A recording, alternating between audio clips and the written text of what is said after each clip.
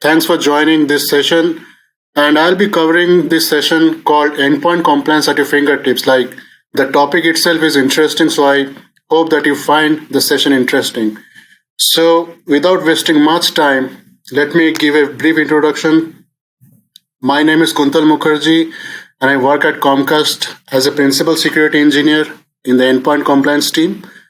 So totally, I have around 18 plus years of experience in cybersecurity domains across various tools and technologies, ranging from endpoint compliance, identity and access management, GRC, single sign-on, privileged access management, and whatnot. So, in my current role at Comcast, I am actually defining and implementing industry standard compliance technologies and policies such as CIS, PCI, SOX, etc. In this particular session, I'll be talking about how Osquery makes my life easy, the way I implement the policies, how I can measure these policies around the reporting aspect, and also how effectively we can have the reporting done very quickly, the ease in which we can manage and deploy the agents, the pace in which the reporting actually gets extracted. It not only caters towards our endpoint compliance side, but we can also extend our use case in multiple other areas such as EDR, which is endpoint detection and response, as well as typical IAM cases. So sky is the limit. We just have to think what we have to do, and OS Query gives you that particular solution in hand. So with that, let's go to the next slide. Okay, this slide says that OS Query lets you wake up easy. So, I mean, it's pretty generic, but we all want to wake up very easy, right? So, imagine the situation that over a weekend we had few friends and relatives coming in, so we had a lot of food, partying, etc. But we forgot to check that email on Sunday night, the alert that comes, did my feed go through my reporting portal or not? We missed the email. Monday morning we are at work. My boss comes to me and says with a very stern voice, "Where is the report?" And then I kind of see that the report didn't get uploaded because the feed failed. Now, that's a very critical situation because the senior leadership teams are waiting for the weekly report to present to the management, and right now you don't have a report. So, obviously, it's a moment of tension, stress, but OS Query makes your life easy. How? Typically, the compliance tools that I have used in the past, the way the architecture was, whether you're doing the compliance checks for 1,000 assets or you're doing for 10,000 assets, typically it would connect to the endpoint, fetch the data, evaluate the policies, and then extract the report. Typically, their database is the RTBMS. That means it is slow and sluggish. That means you could never ever think of extracting anywhere around 10,000 or 50,000 hosts in matter of a single day. Now, with OS Query, you can even do that because what it does, it schedules the queries, collects the data, stores into the database, and makes it ready for reporting. Now, this is the way scheduled queries work, but let's say anyone wants, okay, can you give me a quick snapshot of 10 hosts, 100 hosts on real-time basis? This is also possible with the real-time or ad hoc scans that we can do. It can give you a quick and effective snapshot of the compliance posture of that particular asset at the last minute interval. So in that way, you have everything at your fingertips, at your disposal to share whoever wants to seek it. So in that way, if all this data is going and flowing into a portal, you can actually make it available to any handheld device which is used by the senior leadership teams or executives in your organizations just to take important decisions that period of time. So in that way, OS Query makes your life easy, makes you wake up easy, and makes you sleep easy as well. So with that, I would proceed to the next slide. Okay. This is talking about why we would select or choose OS Query for endpoint compliance. So, as I said earlier, like Typically the way the compliance industry works now, like we have typically lots of industry standard compliance, Center of Internet Security, CIS, PCI for payment card industry, and then we have SOX, we have HIPAA for health industry, then we have FedRAMP for Fed organizations. Now we have thousands of complex queries which relate to the compliance for various frameworks which are already present in the Osquery query packs. So we can think about a situation where and how we manage a particular group of assets. Now, these days, everything in any organization is kind of scoped as a is it a risk prone asset or it's a standard asset and whatnot. So few examples of high risk assets can be if your assets are internet facing or public facing. That means we kind of think that they're in the perimeter zone or perimeter network. That is actually critical asset. Now few assets which actually store and transmit PCI data, that is also highly critical because you don't want that to be compromised. Others can be any asset which is storing PIA related data or any SOX related data, so on and so forth. So now, let's say you have to build a compliance profile just for these high risk assets, and you want to build a separate compliance profile for standard scoped assets. It is quite possible using Osquery. Now, if we think about a standard, let's say CIS standard that we have to check if a particular box is hardened or not, essentially we can do that.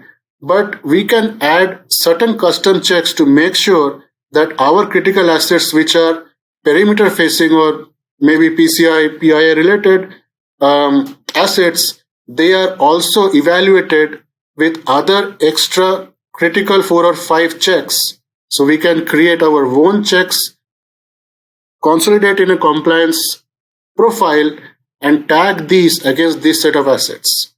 Another use case can be, let's say we split the operating systems like a Windows or a Linux into various versions. Like we can have a Windows 2012, we can have a 2016 or a 2019. From the Unix side, we can have a EL6, 7, 8. So essentially, if you want to categorize operating system platform specific, we can even do that, tag this group of hosts, apply a specific compliance profile, and have the compliance checks done for them. This makes that granular level of data which we can actually correlate and analyze how compliant is the particular host with respect to XYZ number of profiles. Other thing that we can think of is most of these checks that we have for this compliance standards, they may not be parameterized. Now, typically, if you want to customize a check, you would think, okay, for an example, okay, how many failed login attempts are allowed? Some organizations can say 3, some can say 5, some can say 7. So you have to build that parameter to make it specific to your organization. So that is always possible when you use Osquery because parameterization is pretty much flexible when we want to do that for few of the checks. So this makes life easy for compliance team because they can modify and customize and run these policies and get the reports done so that whoever wants to see what it looks like for X number of assets, X type of assets, they can do it pretty easily. So that is why Osquery is great for endpoint compliance because for the set use cases that I've just defined. So with that, I would shift to the next slide. Okay. So why we should, now we know that we have selected Osquery, which is great on endpoint compliance, but how is it performing on an endpoint or an asset? Now, typically these days, mostly all organizations have a mixed mode in which their infrastructure is deployed. So it can be on premises and it always is on the cloud. So now with Osquery, you can deploy an Osquery agent on on-prem assets as well as on the cloud, which can be your own cloud or it can be a cloud which is hosted by Amazon, Google, Azure, anything. So first of all, interoperability is a great feature of Osquery. Second thing I would say, the very architecture of Osquery makes it great on a performance scale. Now, the choice that a person has to make is that tool selection. It can be agent based, it can be agentless. I have used both. So, with the agentless option, if we are trying to kind of integrate any Windows endpoints, we would think about a solution on service accounts. So, that service account which we would use to scan any Windows server or a box agentlessly, that should have the required privileges so that we can fetch the configs from the settings. It can be a registry, it can be a machine, it can be a hive, and then we can evaluate against our standards. Or if we are extending our agentless capabilities towards Linux ones, we can either use authenticated scans by a SSH keys or a passphrase. Now that is agentless world. It is very easy, but it has its own problems in terms of the speed in which the reports get generated. Now, on the agent-based side, where OSQuery works, so obviously you would want one agent to be as lightweight as possible, so that when you deploy an agent, it should not occupy the memory so much that the legitimate processes that an application spins, that should occupy the majority of the memory, not the agent itself. Here, OSQuery has this great capability, the architecture that it is built on. Like typically they use a feature called virtual tables where they actually query it and typically save those queries at run level. It can be a system API call or it can be a call directly to a file. Now, from the database side as well, the database that OSQuery uses in the backend, it's pretty much write optimized. That means it's very much friendly on the write part, because whatever events and alerts are generated during an actual query, the results of the scheduled queries, log buffers, etc., everything is stored by that particular DB in the backend. So that also adds to the performance of the agent side. There is another great feature that OSQuery has. It's called Watchdog. So normally we would think of, okay, we are running multiple queries at the same time. What happens if a query is executing for a long time? It is eating up the system resources, slowing down the pace in which the application is running. Here, it has a feature called Watchdog. So what Watchdog does is it actually monitors the performance levels of a particular host and an agent deployed on it. The performance limits can be like 0, 1, and -1. 0 is for normal, 1 is on a restrictive mode, and -1 is for disabled mode. So this watchdog process that actually monitors the performance, it uses these levels to configure the performance limits. Additionally, what it can do is it can actually blacklist queries which are taking a toll on the performance. It can actually kill those processes so that the developer who is developing an application or the OS query can come back later and kind of debug what was the issue which was caused by that long running query, so that that can also be optimized. So I talked about OS query using the memory very minimal. So typically the default levels are like 25% of the memory utilization for 9 seconds. If it is more, then the long running process is killed. And if it is in restrictive mode, it is about 18% for again the period of 9 seconds. Anything goes beyond this, the bad queries will be killed and it will not be allowed to run again. So that makes the OS query agent also great on performance if you're deploying them on an endpoint. So now let's proceed to the next slide. Okay. Now this slide is talking about eyes on glass with audit and security postures.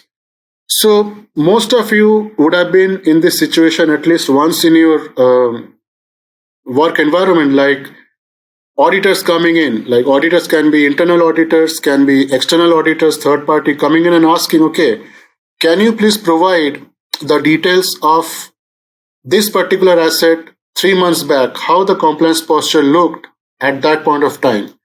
So obviously you will not have the data in your hand. So you need to kind of query something to see what was the compliance posture of that asset at that given point of time. So with Osquery, it is possible for us to develop these queries which provides you that particular evidence to see if that asset was compliant or non-compliant, or how much it was compliant at given point of time. It can be like 2 months, 3 months, or 4 months. The basic PCI requirement says that we have to maintain our logs for at least 1 year time, and 3 months of log should be there at our analysis at any given point of time. So with OS query, which generates all these events and all this data, we can actually save and store these logs into a central logging solution from where we can easily query them and provide whatever artifacts the audit teams need to make sure that they're okay with their requirements or not. Now, I talked about alerts. Now, we can generate alerts from OS query, which I'll talk about what sort of alerts we can generate. But these alerts have to go to a centralized CM solution, which is like security information event management solution. Now, with these alerts, the security incident response teams, compliance teams, and auditors, they actually see or build a kind of trend wherein they can see, okay, this asset was compliant, or this asset we received ABC alert at this point of time. What is the trend for the last 15 days? What is the trend for the last 1 month or 3 months?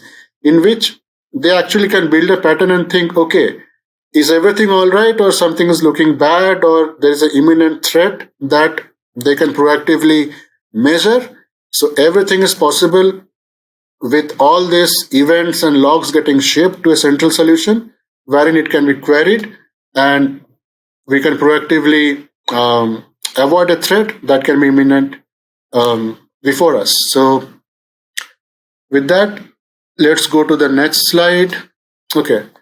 So this slide typically is talking about using OS query for auditing and compliance. Now, there can be many use cases that OS query can handle, but for the sake of this session, I have taken like 4 use cases. The first being file integrity or file activity monitoring. So FIM, normally as we know, is the bare minimum requirement for a PCI scoped device. So any device which is PCI scoped has to have FIM enabled and monitored. Now, what essentially is FIM? Now in FIM, a user or an application owner defines a set of files or folders. It can be a file or a folder, or files within a folder where write, addition, deletion, or modification actions can be tracked. Now, this can also be outside of PCI scope, because file integrity monitoring is pretty much essential, because at any given point of time, nobody wants to lose their files or have their files compromised or somebody deleting it. Now, two modes can be thought about here. One would be on the detection side, and one would be on the prevention side. So with the detection side, what can happen is, if any actions are altering the file, it will create an alert. So that is a detection. Now prevention means that that activity can be blocked. Suppose someone or some process is trying to delete a file or add a file in a folder, that can be blocked. So who has done it, at what point of time it has been done, and what has been done to a file, everything can be recorded and tracked. And again, all these alerts can be shipped to a CM for analysis. Second use case I can think about OS query in auditing and compliance would be on the process activity. So we all know what are legitimate processes. Like if a coder or a developer or an application team defines these processes should be running on a box, obviously those are legitimate processes. But what about those processes which any malicious actor can actually launch, and that process further spins up multiple other processes, and it goes on for a loop, finally occupying the whole memory, bringing down an application, bringing down a box. So typically it's a sort of denial of service attack or a distributed denial service attack. So to make sure we are proactive in our approach to detect and see what is going on, we can have the process activity monitored and recorded by Osquery. So similarly, we can do that even for network-based activity, like we can record any inbound or outbound connection or an activity, and that also includes any DNS lookups which are happening. Typically, we would like to trust the network connections that come externally and goes outbound. So all those things can be tracked and, as I said, recorded. So the network security team who are in middle of all this analysis, they can see if any suspicious attempts are being made outside the network, coming through the internet, entering into enterprise, and what is going out as well, so that they can also build any pattern to see if any malicious attempts are being made throughout the network. The last thing that I can think of is actual monitoring of the application or system logs. That means as well as a security software. Like let's say every organization has their like officially approved softwares that run on their servers or on their workstations or desktops. Now with OS query we can blacklist say bad software, and we can say this is an approved software or an authorized software to run on a box.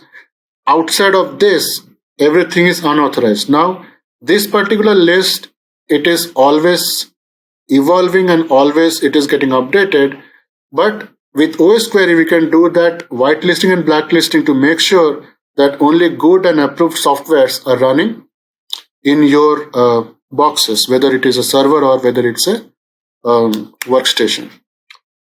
So with that, I'll give you like typically two examples, like two OS query examples, how we can actually see, like everybody knows that we need a proper system hardened with the typical standards to make sure that we have the minimum security baseline measured and approved. And with that, we can also think of adhering to like GDPR standard or a PCI DSS 3 standard, all those stuffs. Now, typically you would see two queries here. The first query is talking about disk encryption. So let's say someone wants to see whether the disk which is storing the data is encrypted or not. So we can run this query to make sure that a particular disk or array which is storing the data is encrypted or not, which is the bare minimum security we should have for the storage disks. The next query is talking about like to find out what all add-ons or extensions a Chrome browser is using. So whether a particular user uses a Windows-based workstation or a Mac, Chrome is used extensively these days. So there are add-ons or there are extensions which might be outdated, which can be a sort of loophole by which an attacker can send some files and get your system compromised. So with this particular query, you can find out what are the extensions which are present in the Chrome, whether they're outdated or not, and then we can decide that what to keep and what to remove. So like this, you can have multiple queries. It just depends upon your requirement and your use case to make sure what exactly you want to see and what decisions you want to take. So, okay. Now we have talked about compliance data, we have talked about events, etc., etc. But what is the use if we cannot shape this compliance data to a business analytics platform, or if we cannot ship our events to a centralized CM solution? Obviously, it's of no use, because end of the day, we need to see how the compliance posture looks like. OS query is quite flexible in getting this done. With the API integration that can happen with a ServiceNow per se, like we can have ServiceNow pull the compliance related data right from the failed checks. What are the checks which are failed? What are those? What are the evidence? Like everything can be pulled and presented nicely in a business reporting analytics tool such as ServiceNow. You can choose anything. You can choose something that you are building in-house, so that you can have maybe a one platform which caters to the requirement of an asset owner or an end user who likes to see what are the findings related to my assets so that I can go there and remediate. Or let's say we have senior leadership teams or we have business unit heads. They don't need to go into that depth to see what exactly is the finding, but they can actually go and see on a high level what is the compliance posture of that particular organization or that particular business unit. Depending upon that, it gives them a clear picture that how good or bad they're doing in terms of the compliance percentages, compliance numbers that the organization wants to be at. So we can definitely do with the APIs that Osquery has. Now, coming back to the events. Now, events, we would like to ship it to any centralized CM solution, which we have talked about earlier. For this discussion, I have selected Splunk here because Splunk is used widely across organizations. Now, we have security engineers, security analysts round the clock. They actually monitor these events to see what exactly is happening. Now, I'll give you one example of typical use case going around with local accounts. We know that how problematic local accounts can be. Now, let's say somebody created a local account, like some application team has created a local account and gave them the admin privileges to make sure that their application works in a way they want. They want a file transfer to happen, whatever the use case is. But we certainly do not encourage that to happen. But still, right from the discovery, okay, what are the local accounts present on a box? What are the permissions it has? Does it has a password? When was the password last changed? Whatnot. So right from discovery to remediation to reporting, Osquery can feed in. So it doesn't only applies to Windows, it applies to Unix operating systems as such. Now also think about a situation like typically, let's say some user is trying to create a local account. So that becomes an add event or somebody is trying to delete some account. It can be user account, it can be local account and whatnot. So those create actual events which can be shipped into a CM solution. So if anything abnormal is happening, it can be reported in real time. And when I say real time, it is in matter of seconds. I have seen that happening. That's why I can say by my experience. So it is such real time that you can actually see the event generated and coming into your CM solution in a matter of seconds. And then quickly you can act to it, or it can be proactive, it can be reactive, but definitely you will have data and information at your disposal to go ahead and take a decision on it. Now, we have all talked about reporting and remediation. Now, think about this case that Osquery works on a read-only mode. That means it can read files, it can read configs, it will present everything to you. But imagine a situation that we have all the reports of our findings and whatnot, and finally it goes to the remediation team, which is typically an IT infrastructure team. It can be a server team, it can be a workstation team, and they kind of remediate the particular finding. But imagine a case if Osquery could do remediation as well, and that too in automated fashion. Idea is great because on one hand it can detect, it can give you all the examples of all the misconfigurations and the findings. On the other hand, it can actually go and do the remediation automatically. So you'll have both the sides together. You can actually report and remediate.